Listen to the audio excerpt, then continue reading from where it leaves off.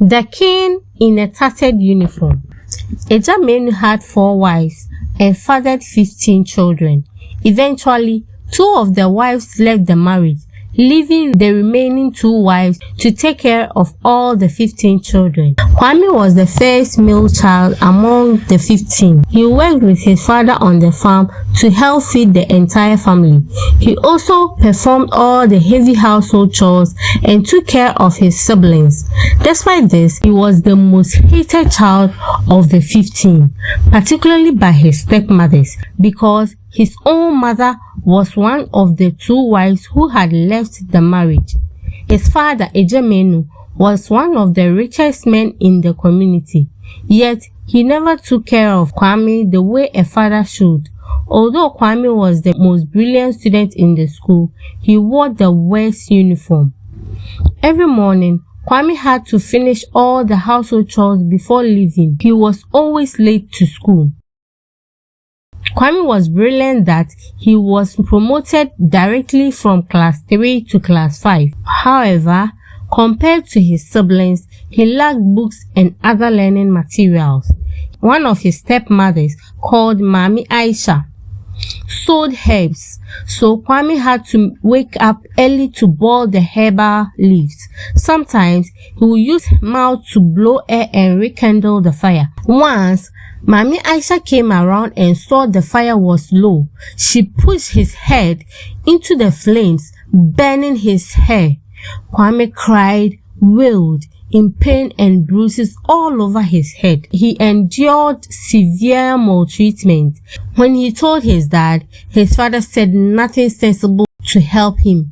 Kwame suffered through endless abuse. He sometimes starved or wait for his siblings to finish eating and then eat from their leftover. Sometimes he had to sleep outside because he was still finishing household chores late at night. One day, Kwame decided to stop going to school because he had become a laughingstock due to his tattered uniform with no footwear.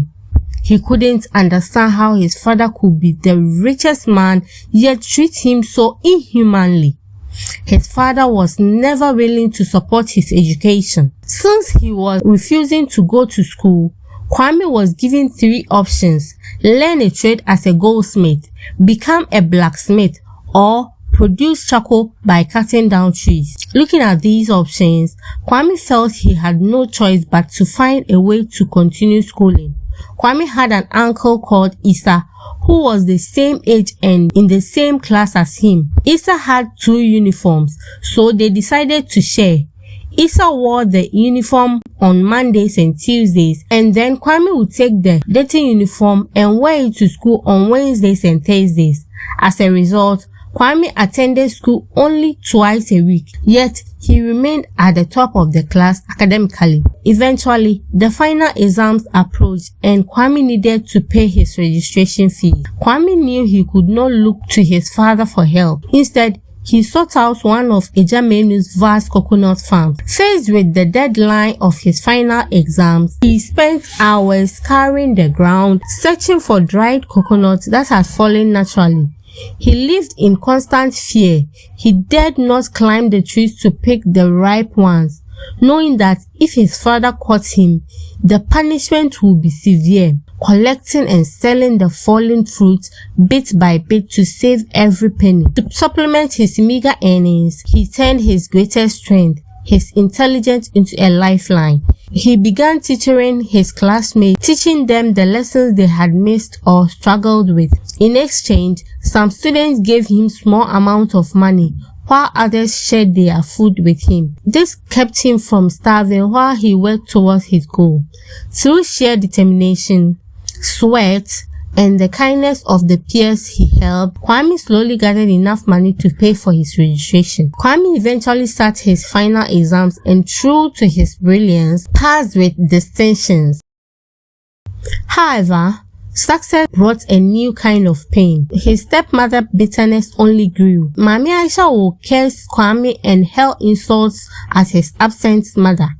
leaving Kwame to wonder why his mother had left him alone in such a cruel house.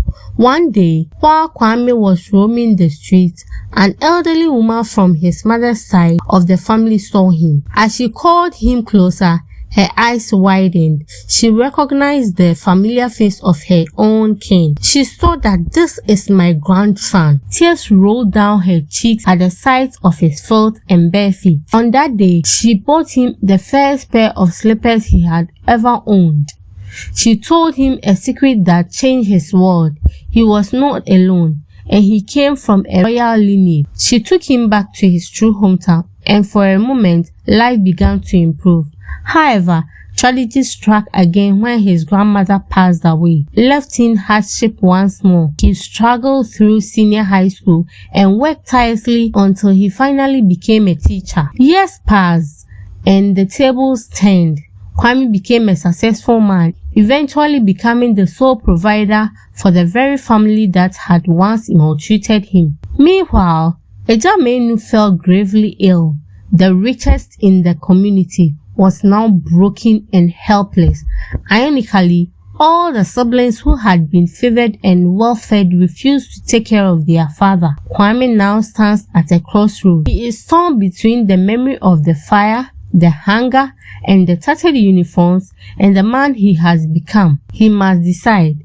Must he help the father who never loved him, or he leave him to face the same coldness he was shown as a child? Despite years of hunger and the scars from the fire, Kwame chose a path of mercy.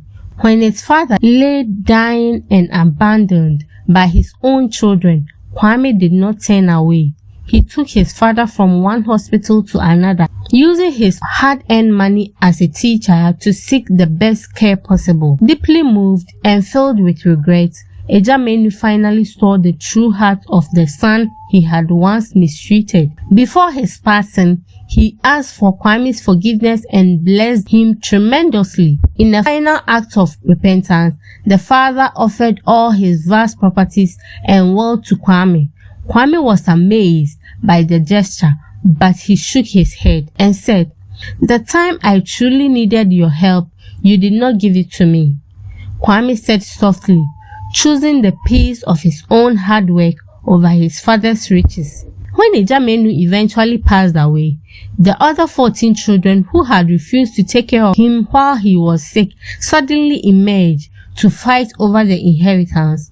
Kwame, seeking peace and justice, called a family meeting. He reminded them of their faith, suggesting that since there were no written will, they should share their properties fairly according to the laws of the Quran. However, greed had blinded his siblings. They erupted in anger, refusing any fair division. At their next meeting, they went as far as to present forged documents claiming they were their father's official will to cut Kwame out or manipulate the shares.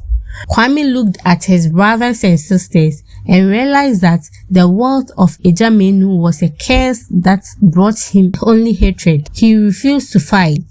He rubbed his hands over the entire inheritance, leaving every house and every farm to his siblings. He walked away with nothing but his dignity and his career. The siblings divided the riches among themselves, yet even in their victory, they hated Kwame.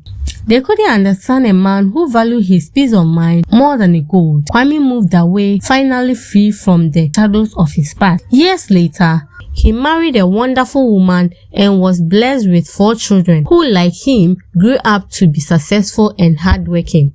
Kwame became the most prestigious and respectable figure in his community. He was known not for the wealth, but for the lives he changed, helping those in need, paying for the education of unprivileged children, and becoming a pillar of support for everyone around him. Eventually, his mother emerged from the shadows of the past. Overcome with regret for leaving him in such a cruel situation, she asked for his forgiveness. Kwame, true to his heart, welcomed her back, and took care of her in her old age. On the other hand, the siblings who had fought so bitterly over Ejamenu's wealth proved unable to manage it. They squandered their property and the riches until they eventually lost everything. As Kwame flourished, he looked back at the pain and he endured. While he harbored no hate, he understood the danger of cycles of greed and cruelty. He told his children to live lives of honor and kindness, but to warn them never to associate with the family that had tried to break his spirit, protecting his own children from the toxicity he had barely escaped. This is the Tima effect. True royalty is not found in a name or a bank account, but in the strength to remain a good person despite the world's cruelty. The end. Thanks for watching.